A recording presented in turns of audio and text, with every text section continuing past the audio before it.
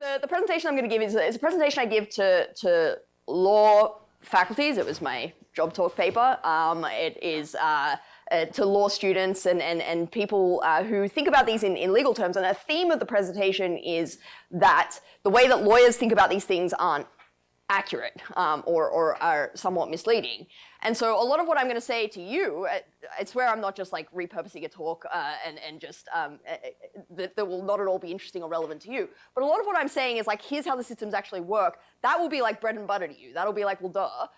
But maybe you'll be interested in understanding how lawyers think about it and why the language and the frameworks that we come from when we approach these issues, and why there is some disconnect between those two frames of reference, and why this could be a problem, and why we need to find a way to walk across campus, so to speak. Okay, so the paper, the presentation is Content Moderation as Systems Thinking. I'm just going to chuck up a sort of definition for how I'm thinking about content moderation for the rest of this talk, which is their platform systems and rules that determine how they treat user-generated content on their services. Now, we could have long debates about this definition, I'm sure. Yes, it is about how platforms design their systems, and it's also pretty broad. And that's going to be important for the theme of my talk, because this is a lot broader than how a lot of lawyers, regulators, and policymakers think about content moderation. And the argument that I make in this paper is that there's been this sort of first wave of content moderation institutional design, both in platforms and in policy, and that we need to think about replacing that with a second wave. Okay, but before we get to that argument, let's talk about what the first wave was.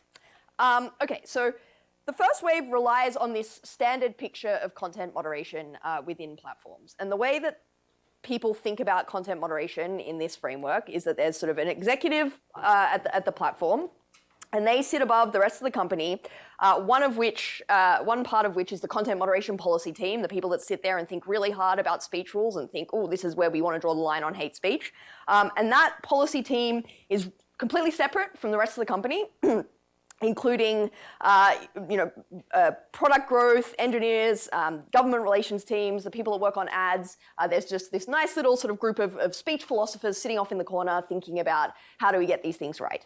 And then they sit above this massive bureaucracy in the platform that has a whole system of frontline content moderators that are dispersed around the globe, and that are assisted by artificial intelligence tools that make the first content moderation decision, and if you're not happy with the decision that you get there, you can appeal it up a certain number of tiers. And so this is how content moderation is thought of in this imagination. And when I give this talk to lawyers, I say, this should look really familiar to you, this kind of picture, because this picture of how content moderation works is a pretty good analog for how we think about offline speech adjudication. And when I talk about it in America, I mean First Amendment adjudication, but other legal systems around the world, right? You have a decision made against you, and if you're not happy, you can go to court, and if you're not happy with what the court says, you can appeal it up, and then ultimately you might end up at the Supreme Court of the United States or whatever. And the reason why this picture has been so dominant and persuasive has been because a lot of these systems and a lot of the writing that has been done about this in the literature that policymakers and things are reading, and also the way that these systems have been constructed within platforms has been by lawyers. And when lawyers see speech, they think of these kind of judicial-esque hierarchies for thinking about these things. And so when we're thinking about how to reform and how to make content moderation quote unquote better, the key mode of error correction and accountability, if you think about content moderation in that form, is very individualistic. Like, what happened in this individual case to an individual piece of content, and it's ex post. What happened to an individual piece of content, and how do we fix the treatment of that individual decision after the fact? And for lawyers, when you're thinking in those terms, you think about process being really good. Lawyers love process. So if the problem with this system is we need more due process for users, we need to give them more reasoning, we need to give them more say in the decision, and the more process, the better. The more sort of like opportunity to appeal and things like that, the better this system is going to work. Now, the problem with this, and again, this may just be sort of like totally old yawn news to you, but when I present this to people that are thinking about this in policy-making terms, this is kind of mind-blowing for them, is that during the time that I'm speaking today, Facebook's going to take down over 700,000 pieces of content, not 700. Even that, though, would be kind of difficult for lawyers to deal with. YouTube's going to take down nearly 250,000 pieces of content. TikTok, 35,000 videos, and this Facebook oversight board thing, which we're going to come back to later, that sort of operates as this Supreme Court style thing, is going to receive 107 petitions to review Meta's decisions. That doesn't include a whole bunch of other kinds of decisions. That's only takedowns, right? That doesn't involve decisions where someone's flagged a piece of content and Meta or YouTube decides to leave it up, and all the other kinds of content moderation decisions that we might think of, such as flagging, such as labeling or downranking or fact-checking or anything like that. So this is only a small subset. In its entire history, the entire history of the Supreme Court is decided around 246 First Amendment cases. So it's a pretty different way of thinking. And the point is that it's a different kind of problem. When you have that kind of scale, you can't use sort of old systems for thinking about these problems. So we need to think about content moderation not just as like a bigger version of the problem that we have. The scale shift is so different that we need to think about it completely differently. We need to think about it more as a system, which means instead of thinking about it in these rights-based terms, like here is my speech and here's the rule and here is my claim, we need to think of it much more as a sort of regulatory system and system design. So the reason why this argument is important is because this sort of judicial-esque model has really been quite dominant in the way that a lot of lawyers and legal academics have been talking about it. That we talk about content moderators acting in a capacity very similar to judges. We talk about the need for a kind of digital constitutionalism, for thinking about this in much more sort of rights-based, speech rights terms. In civil society, the policy prescriptions that come up a lot of the time are about adding more human review to individual decisions, having users provide more information, having more reasoning, having more appeals that can more effectively review individual cases. And this has then flown through to a lot of regulation. This is a bill this is a bill in Congress. The PACT Act is one example that has similar kind of prescriptions. The PACT Act would require platforms to notify every time, notify a user every time a decision is taken against them, give them an opportunity to appeal and give them reasoning. Similarly, there's bills in Texas and Florida that have done the same thing. Now those cases, we're going to come back to those at the end to flag them for you. They are going to head up to the Supreme Court in the next year, most likely. We can talk more about that if that's of interest. But these bills in Texas and Florida, they're currently on ice, so the platforms don't have to comply with them yet, but potentially could. They have all of these same prescriptions in them. The obligation of the platform, if they have to comply with these laws, is that every time they remove a piece of content, they have to notify, provide an appeal, provide a reason for the determination every single time. And that's because this picture of content moderation is what they're thinking about when they're thinking about how to reform it. And similarly, in the European Union, and this is coming down that this is passed and going to come into force, so this is not a hypothetical, the European Union will require big platforms to provide a statement of reasons every time that they take a content moderation decision, have an internal complaint handling system that is open for at least 6 months after a decision is made, that a user can use to contest a decision. 6 months. Like, if a decision is made about your, if the platform thinks that your picture of an onion is boobs, and you have to have a right to appeal that decision 5 months later. Like, it seems this is a really quite burdensome procedural requirement on platforms that might not necessarily result in significant benefits. And then on top of that, the platform also has to provide for you to be able to appeal your decision to an outside third-party, independent third-party arbiter. So really extensive, really, like, what I want to underline to you is this is like really right, the idea here is that every individual piece of speech is so important that we need to think about it in these really individualistic terms.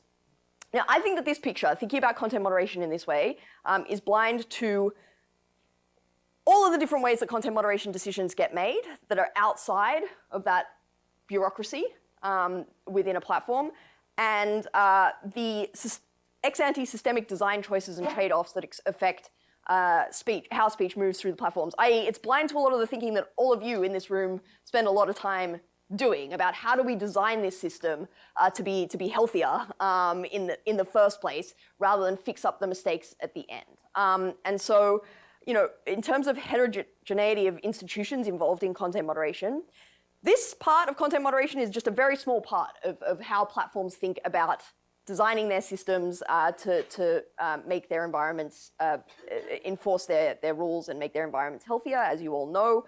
So even within a single platform, you have behavioral content moderation that falls outside that picture. So you have like groups looking for influence operations that are not focused on individual pieces of content, but are focused on how a group behaves as a whole.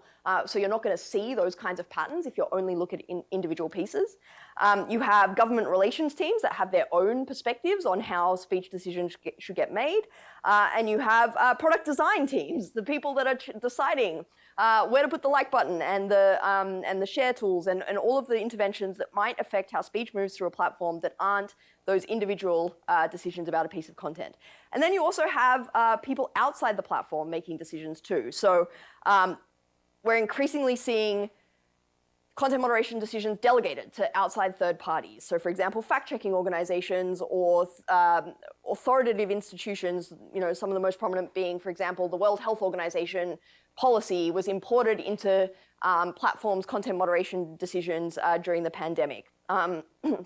We also have users increasingly involved and empowered in content moderation decisions their decisions aren't really seen in the bureaucracy, and so much of the regulation that we see coming down the pipe for thinking about how to regulate content moderations and platforms are blind to community-based moderation. The mismatch between those two is really obvious. We also have governments who interact with platforms and in different ways, both formally and informally, to affect content moderation. And increasingly, we have other platforms. So we're increasingly seeing much more collaboration across the industry, both big and small, in terms of technology sharing, database sharing, information sharing, that means that if you are looking downstream at the end decision and you're only thinking about that decision, you're going to miss where exactly the actor necessarily that was actually responsible for that decision in the first place. So the main point here from this very busy, very amateurly drawn slide is that if you're thinking only about that point, you're missing a whole lot of the system. And I'm not going to spend too long on this because you all know this far better than I, but if you're thinking only about that bureaucracy and those kinds of the individual rule and the individual piece of content, you're missing all of the systemic design choices that are involved in doing content moderation. So one of the big ones is when you're operating at that scale, you have to acknowledge, excuse me, in a way that the legal system doesn't, that you are going to get things wrong. You are going to make mistakes. You are just not going to make 700,000 decisions correctly every hour. And so you have to, whether it's the confidence threshold on the tools that you use, or whatever it is, whether you change the way that you think about writing your rules so that it's blunter and maybe overbroad, because you want to apply a simple rule in a large amount of cases, you have to make these choices about false positives and false negatives in a way that we don't really think about in like a First Amendment context or an international human rights law context, where we're thinking really particularly about those individual facts, where a court will like to look at an individual speech act for 8 months and then come out to an outcome. It's not really that same problem of error tolerance.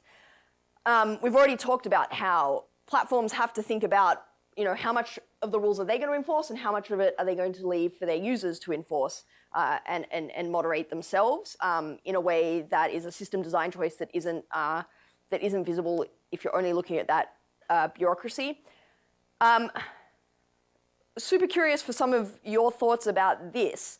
I have been deeply skeptical in my work about the overall benefits of always providing users a form like procedural justice in such extensive ways in every case, because if you are loading on lots and lots of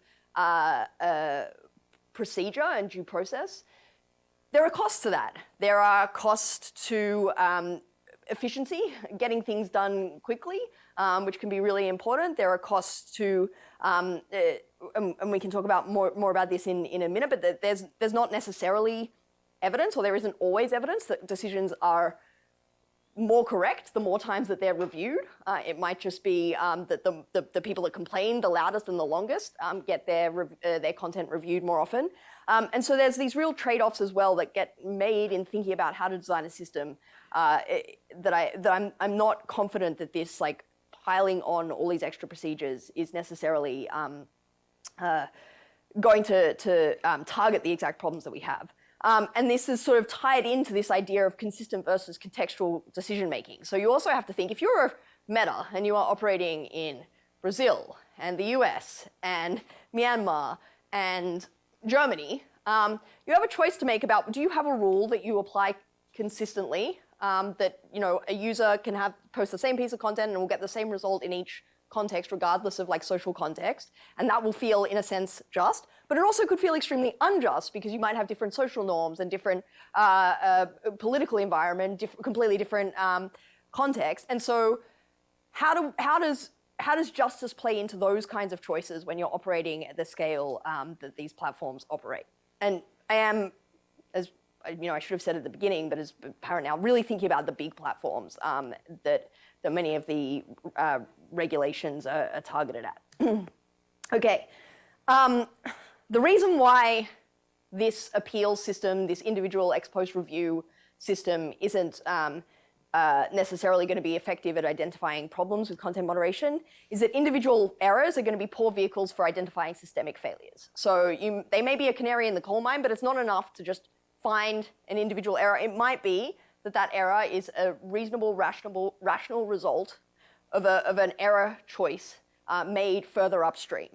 On the other hand, it could be evidence of systemic bias within the platform that is carried out. And if you're just reviewing that individual decision, you're not going to see those systemic issues, nor are you going to fix them. Because if you just sort of fix that one time that as we know, for example, Black users suffer disproportionate harm under like hate speech algorithms there's been research showing hate speech algorithms that many of these major platforms use. If you just fix them one by one, you are not going to be fixing the upstream problem of system design that's causing that problem. It's resulting in, this picture of content moderation is also resulting in mandates that are going to be transparency theater, where it's requiring platforms to produce a whole bunch of reports about how many aggregate decisions did you make in this particular period. That is what platforms already do and actually reveal very little about what's going on the platform. They're great for producing slides for slideshows that tell you how many pieces of content a platform will take down in an hour, but I don't know how much use they are necessarily for doing anything deeper than that. And we've already talked about the process theater that some of these mandates can result in, where users get more process, but don't necessarily result in greater justice across the platform overall. I'm just going to sort of go through this really quickly. The transparency theater is, what I was saying, that because it's focusing on these decisions in the bureaucracy, a lot of the transparency mandates that lawmakers in Congress, in the States, in the EU are requiring is like figures about, how many pieces of content did you take down in this 3-month period, and Facebook is really in favor of this regulation. It's like, yes, regulate us, and yes, make us do comply with that, because it already produces those kinds of reports, and it would not be very costly, and it would be much more costly for other platforms to have to comply with this kind of regulation. These reports are relatively uninformative. They don't tell you the accuracy of the figures that are presented. They don't tell you if a platform is taking down 50% more of that kind of content in a period. Is that because they changed their algorithm? Is it because users posted more hate speech? Is it, what is the reason for that increase? And that is not clear from the face of the report. And it also might lead to content moderation inflation, where there is an incentive at the moment, I think, for platforms to say, we are taking down ever more pieces of content. Look how good a job we're doing. We caught 1 billion spam accounts. And that might have perverse incentives on how platforms think about content moderation. Okay. Process theater. Talked about this briefly. About the costs of doing all of that extra process.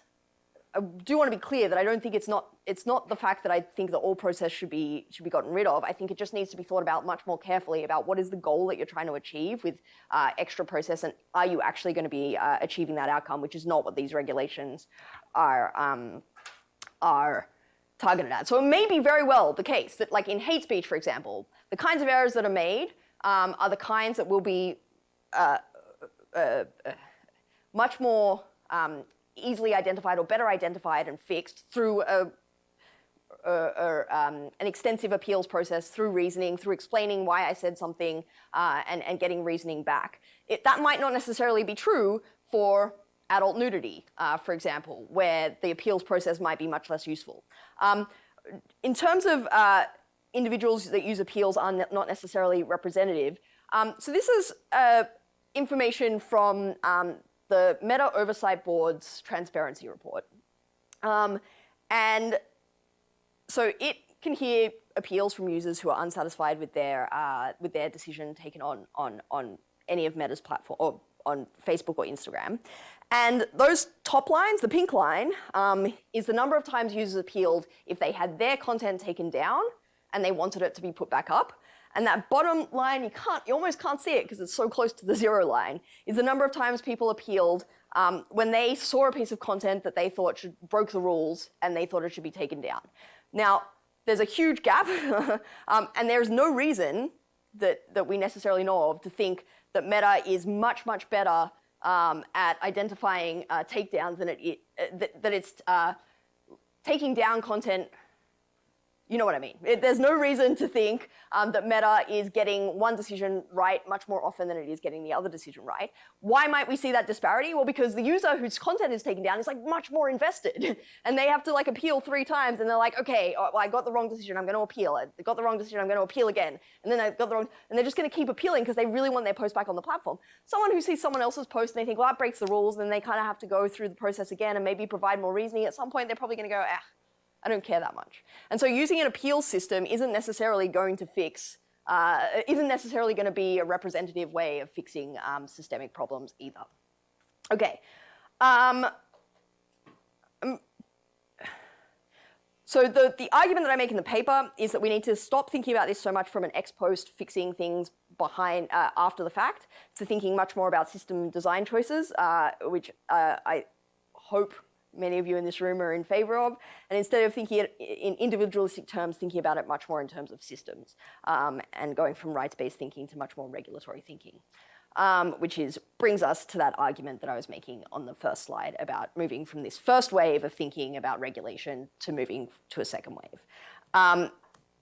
that looks much more in two different buckets of reforms than the kind of imposing all of these procedural appeals mechanisms, which may not be applicable for every kind of platform.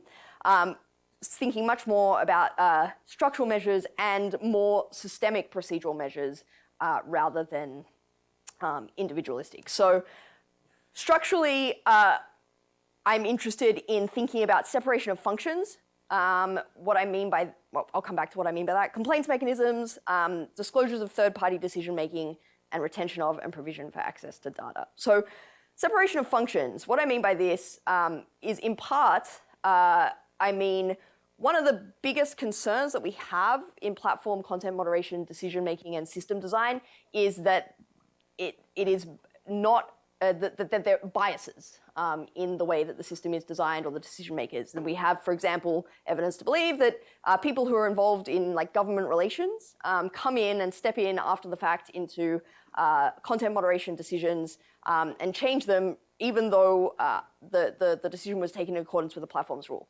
So I think separation of functions eliminates the incentives that makes biased conduct possible by hiving off those people from the possibility of interfering in decisions.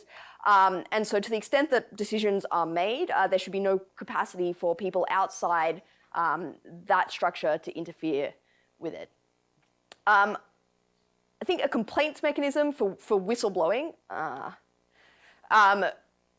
would be useful for identifying systemic failures that aren't going to be apparent from the from looking at individual cases. To the extent that outside contacts are involved in decision-making, I think that, and this is in particular as a free speech scholar, thinking about how governments influence decisions, I think is one of the things that I would really like to see is much more transparency about the way in which platforms interact with governments, but also with each other, and the way in which data sharing, database sharing, things like that happens across platforms so that we can actually identify the source of the decisions that are getting made so that we can hold the correct actors accountable. Retention of and provision for access to data is not, I think, complicated to understand why that would be helpful. Otherwise, we are looking at these individual cases and trying to come up with conspiracy theories for what's happening on a platform without actually understanding things in the bigger picture. Okay, procedural requirements. I'm not going to spend too long on this. I think the kind of content moderation governance and system that I'm much more interested in is forward-looking and thinking about risk assessments, thinking about what are the possible failure modes for, yes? Separation of functions. Oh, sure, yeah, great. So the way I understood you saying it was that you want like content moderation to be separate from other like areas of the company because you don't want them to influence. How do you square that with like engineers needing also to consider this content moderation? Like how do you like weigh this idea of like influence versus just like even like them having to work together and the same? Yeah, it's a great question. It's because you're right, there is an inconsistency in what I'm saying, and so it's good to clarify. You know, on one hand, I'm saying we need to think of this much more as a system, and all of the product design choices are influencing how we think about content moderation. On the other hand, I'm saying to the extent that there are content moderation decisions made, I want them to be hived off from people that have contrary incentives. So what I mean by that, this is is that once content moderation decisions are made, they should not be interfered with other parts of the company. So for example, I think it is relevant to have like product growth teams in the room describing the incentives that they're building into the platform and the values that the platform is reflecting when you're thinking about how do you think about the rules. But to the extent that their incentives do not align with the unbiased application of the rules, once those decisions have been made, as sort of a way of ensuring that decisions are both unbiased and also perceived to be unbiased is by ensuring that they can't be interfered with after the fact by people outside that. So, and it's important because I'm not saying let's abolish the appeal system. Maybe some of what I've been saying might have sounded like that, which is not what I'm saying. What I'm saying is that we need to design it in a way that is much more attentive to when is it beneficial and when is it not beneficial. And that is not the way that these systems are currently being designed, which is mostly, I think, performative.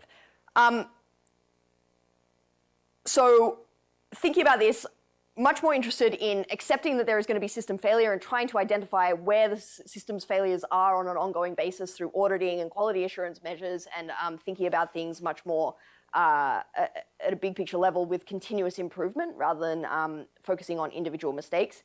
Happy to talk about that more. The one thing that I wonder is that, if I'd only done this presentation 3 years ago, no, I don't think it would have made any difference at all. But we are seeing a lot of regulations and things coming down the pipe that are really based on this first sort of model. I talked about the EU Digital Services Act. I've talked about Texas and Florida's laws.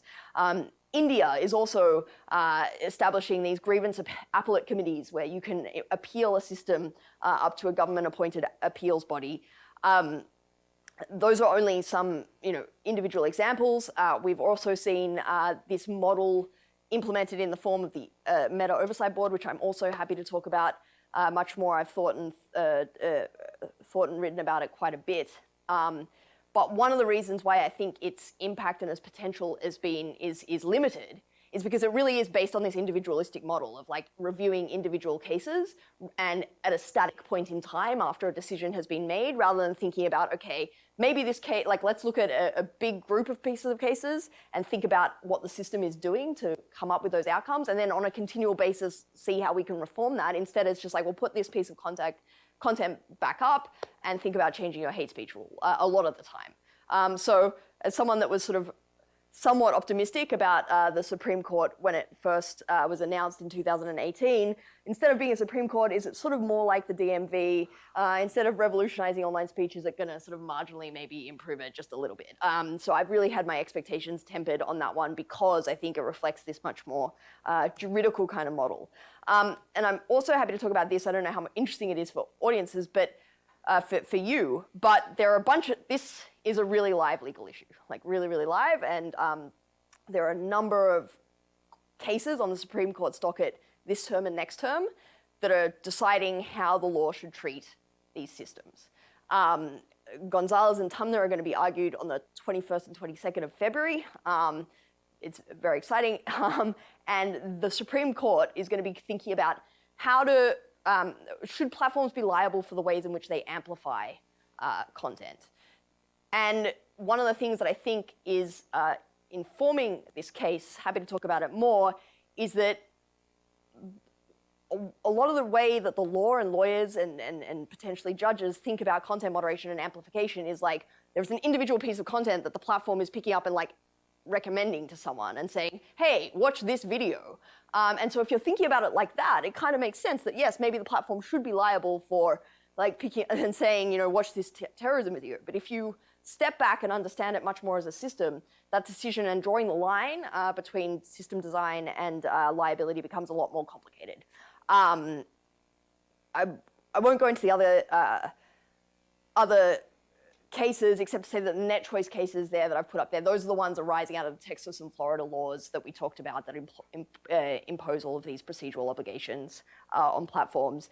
And so the thing I want to emphasize is like, these could be some of the most important internet speech cases in a generation. They really could transform the way that this legal landscape looks and that platforms operate in, and the way that they need to think about their system design and how they think about content moderation.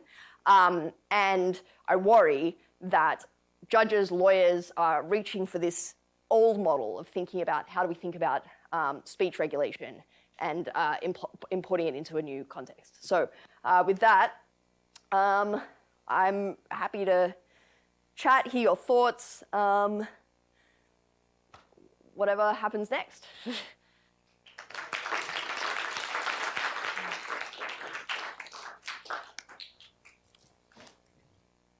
Next is up to you.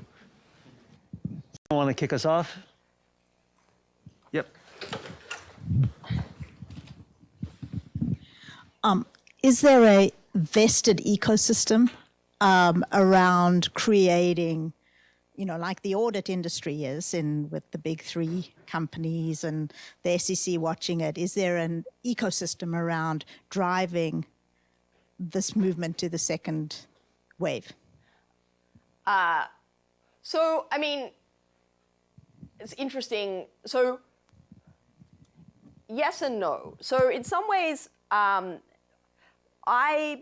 blamed lawyers a lot in this picture for, in this presentation for how we've ended up here, but I also think platforms are really responsible as well in a way, because if you are talking about, especially the large platforms, when they talk about content moderation, focusing on individual decisions means you stay away from the systems that they're designing. And so, you know, Meta and YouTube, you know, they already have this bureaucracy in place. And so if you say, you know, our regulation says you need to construct an appeal system and provide reasons, Meta and YouTube are like, hey, here's one I prepared earlier. And all the other platforms are like, oh no. And so I think there's an ecosystem that is invested in sort of keeping regulators within that model. But I think that we are seeing, we are also seeing reactions to the costs of that as well. So Gonzalez, which is at the Supreme Court in next month, it had amicus briefs last month filed, which is when anyone can sort of say to the court, hey, here's my perspective on this case, you should think about it. And it was like a flood of amicus briefs from all across the industry, from business, and from a lot of academics and things like that, concerned about this model. I think the question about auditors is really, really interesting, actually, because we are seeing auditing requirements being imposed in legislation. So, for example, the Digital Services Act in Europe says that platforms have to have do a risk assessment and think about having their systems audited to see the risks of their content moderation systems in the world, and have that independently audited. And we don't have anyone that really knows how to do that. We don't have. Right, well, yeah, how do you divorce, exactly. I mean, that's a whole other question for sure. But even just auditing whether the systems are working as they are intended to work, whether we think that what they're intended to do is good or not. There is no content moderation auditing industry currently. There absolutely will be in 10 years as a result of this Digital Services Act. So it's like a full employment program for lawyers, and or if you want a job, go to Europe and you can audit content moderation systems. And that could be really, really good as long as they don't just become box-ticking compliance mechanisms as well. So I think this question about who has the expertise and what are they pushing for and what are they thinking about is a really, really important one. And I don't know that we necessarily do have the right ecosystem for pushing it in a productive direction rather than letting it be pushed in a direction that is beneficial to the major players. So, yeah.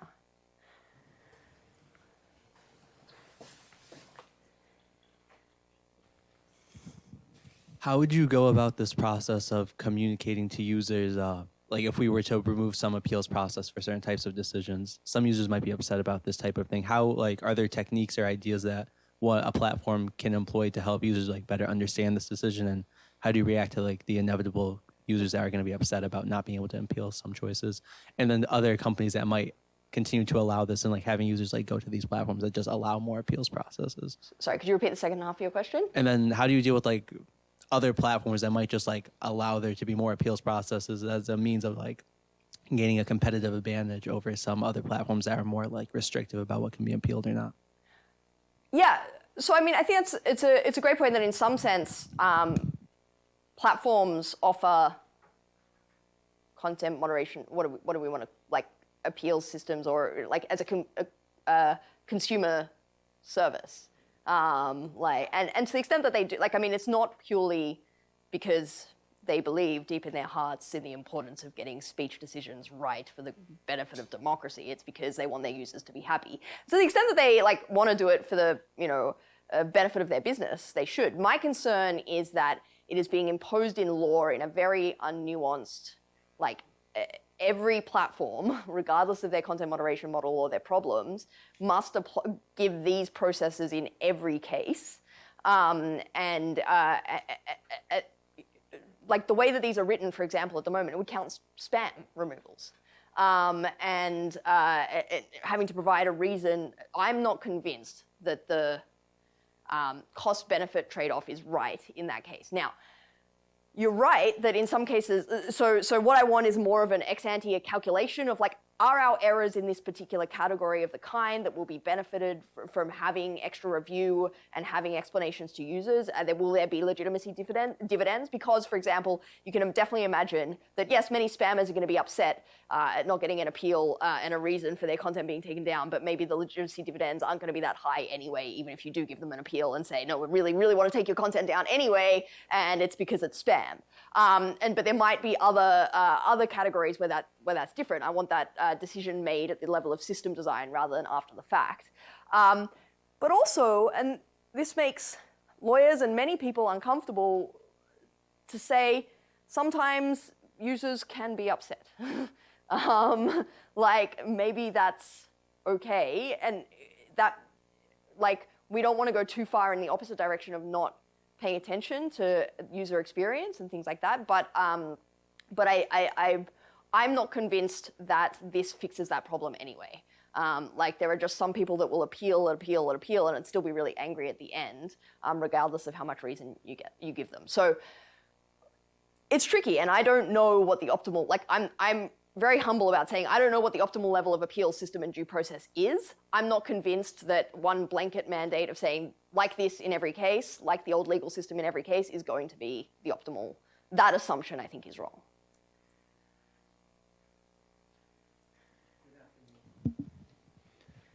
So as I'm listening to you, I'm kind of taking your argument to be that we need to shift our metaphor, right? Mm-hmm. From one about speech acts to one that's sort of a system.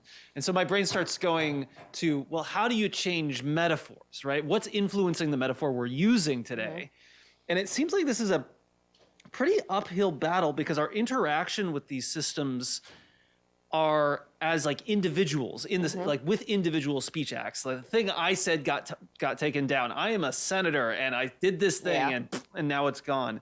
Versus when I think about when we regulate stuff as systems or view them as systems, they're often more at a distance. Like I think about like finance regulation. It's like there's a big aggregation of things that happen. But there's kind of like it happens in volume. And so I don't get personally offended when one thing happens because lots of things happen and then we can audit sort of as a group.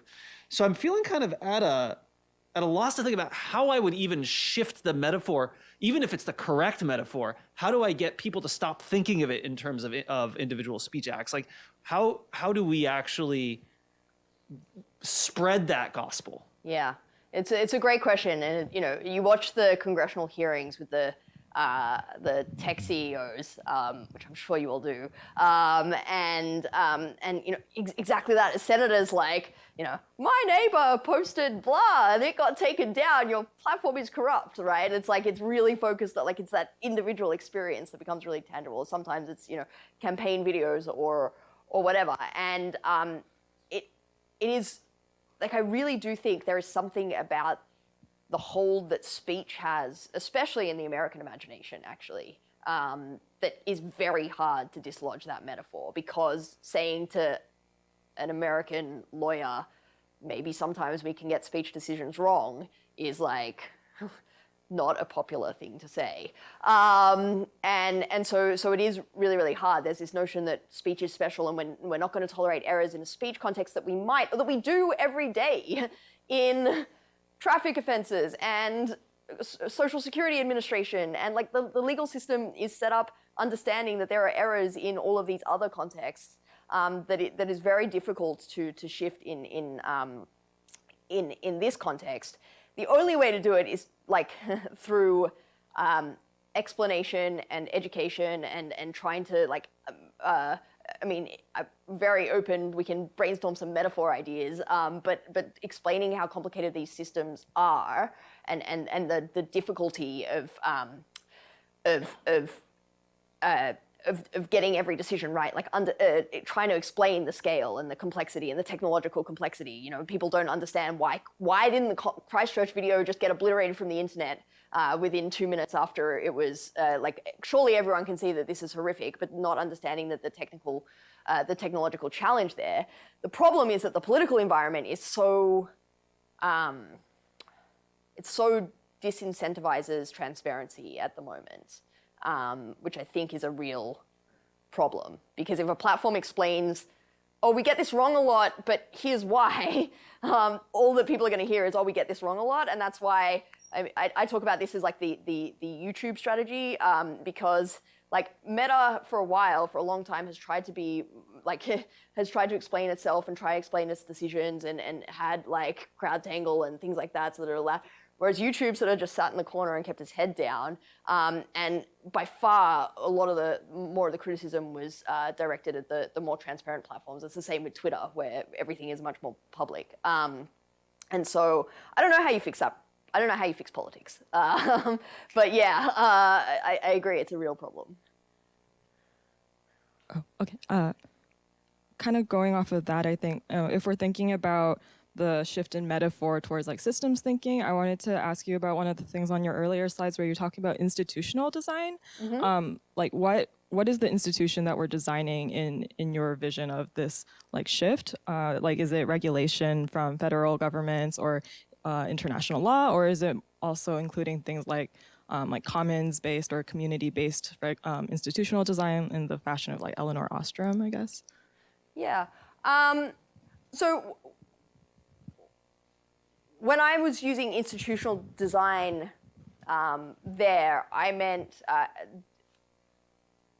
I guess both. I meant the interaction between our regulatory systems and our private content moderation systems, and how do we design that, both of those institutions and the interaction between them, which I think is very complicated. And I think it is complicated further by the heterogeneity in both places. So I think one of the problems is that we do think of platforms as like every platform is meta, and I think or Facebook, and if we talk to what's happening in these cases and in these laws is that you see judges and lawyers and thinking about platforms and institutions as that institution, and it's much more difficult to again say no. All of these platforms, some use user-based content moderation systems, community moderation, and I think like. Talking about this with someone this morning, like one of the more valuable things that we can do in the education context is talk about that heterogeneity. So in the amicus briefs for Gonzalez, which I mentioned earlier, one of the most valuable briefs was from a bunch of Reddit moderators who like the moderators of Our Equestrian, where they talk about horses, and they're like, whoa, yo, Justice Alito, Justice Thomas, what we do is like really different from what Meta does. Our form of moderation is really different. And so I meant it in a very general sense. And I think explaining why we need to think about it in a general sense is important. How do you feel about like user anonymity? Sorry, I can't talk, but user anonymity. And how does it affect like these cases that like concern content? And like, I don't know, I'm guessing like, should you at all kind of like change anonymity at all because it's such like a strong concept of social media? Yeah, I mean, I'd love to turn that question back on all of you, because I'm sure that some people in this room have some really rich thoughts about that. It is an extremely popular legal reform idea to ban anonymity. It comes up, we do cycles of this every few years. The Brits really want to get rid of it. And this idea that if people are forced to identify with their name, it'll make them behave better, and everything will be solved. I mean, my personal view is it's not the case. That research shows that anonymity doesn't necessarily, make spaces healthier. We just need to look at Facebook's real name policy to see a lot of the problems with enforcing that, and B, that Facebook is hardly utopia. And from a sort of legal perspective, and something that really concerns me about that is that the consequences that it would have on marginalized minorities and activist groups, and especially if you're thinking if you're thinking globally, in jurisdictions where being forced to identify with your online persona could have, quite extreme costs for people in Iran, Turkey, India, and many other countries. It's, don't mean to, they're just ones I've been thinking about recently. So my short answer is, again, I think one of the reasons why we see these reforms and like get rid of anonymity or add an appeal system is it's really easy to write.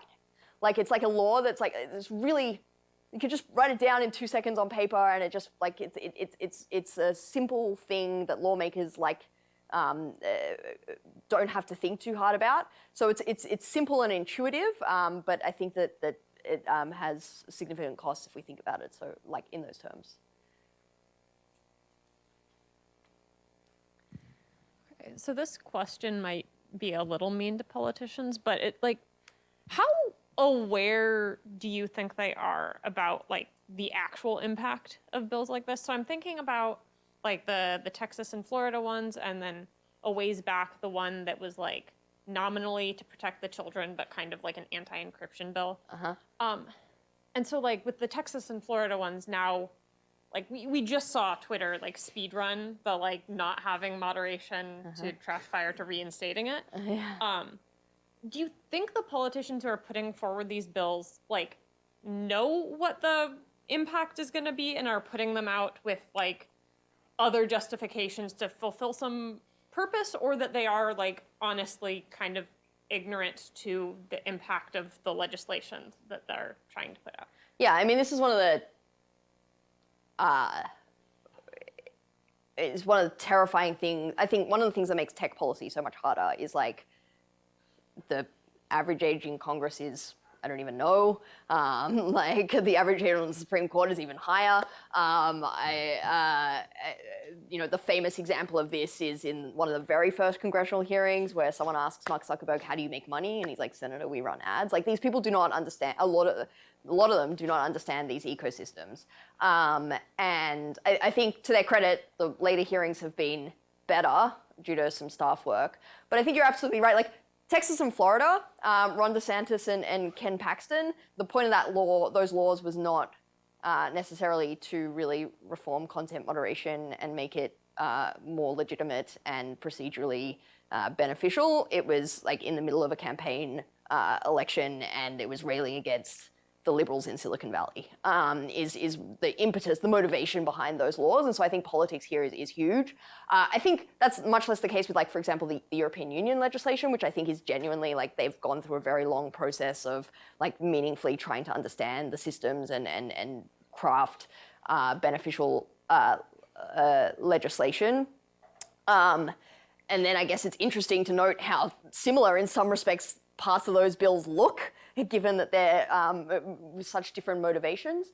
So I mean, I think in answer to your question, no, they don't necessarily understand it, and worse, sometimes their motivation is not to understand it, is for other reasons, which is the way that politics pans out. But that's not universally true. I think there are people who genuinely want to understand this and genuinely interested in the effects of it. And I think we have seen some of the worst bills and reform proposals headed off for that reason. I think that part of our legal system we have to have faith in the ability to sort of push the Titanic towards better policy, despite, uphill. That's a mixed metaphors there. Now the Titanic's going uphill, but I think you get my drift. Yeah.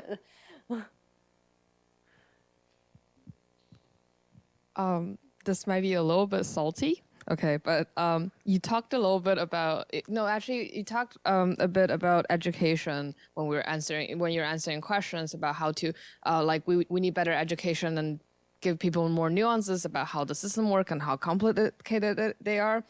Full disclosure, I interned at one of the companies that you talked their moderation team during the summer, and it took me a very long time to just even have a partial image of how their moderation system work and how the picture kind of look like. Given accessibility of those platforms to different people of different background and culture and technology literacy. And even on top of this, like, there's an analogy about moderator being like judges and like our judicial system, but like even the moderators aren't like fully, they don't go through like a full degree of like 4-year education of what content moderation is like and how moderation system works. How practical do you think we can push the nuances of content moderation system to the general public?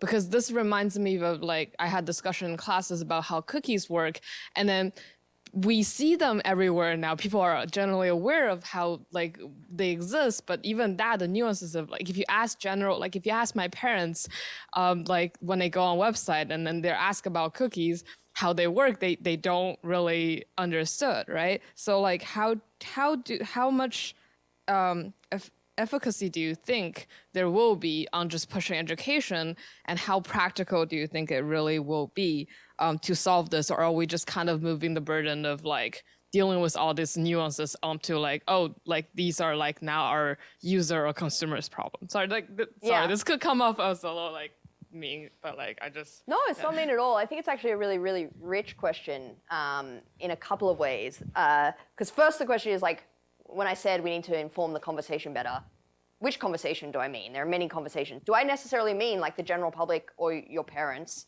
Or do I mean the conversation in the halls of Congress? And I think those are both important, but they might look very different in terms of what we want people to understand. Like, you know, this is something I think about a lot in the context of like the Meta Oversight Board, where, you know, the whole point of this is like we're going to make content moderation more legitimate and look at it like it has better, you know, processes and give more transparency and accountability. And it's like, I don't know, what proportion of Facebook's users know that this thing exists? Like, that's not the audience for that. And so the audience for that kind of education in the Oversight Board, I'm probably like one of like 100 people that has read every decision that the Oversight Board has ever issued down. Like, it's kind of, there are different kind of audiences to different parts of this problem.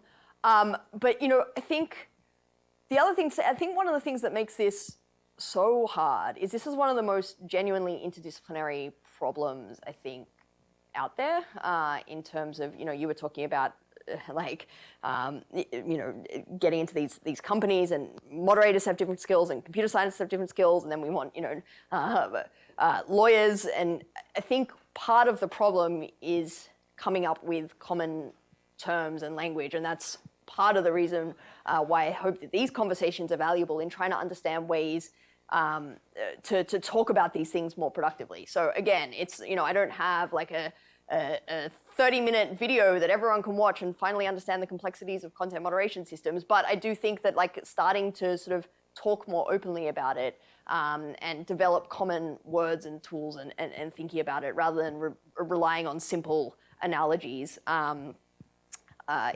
you know, is a more productive way forward. I think we're about at time, so let's thank our speaker one more time. Thanks. This is really fun. Thank you very much.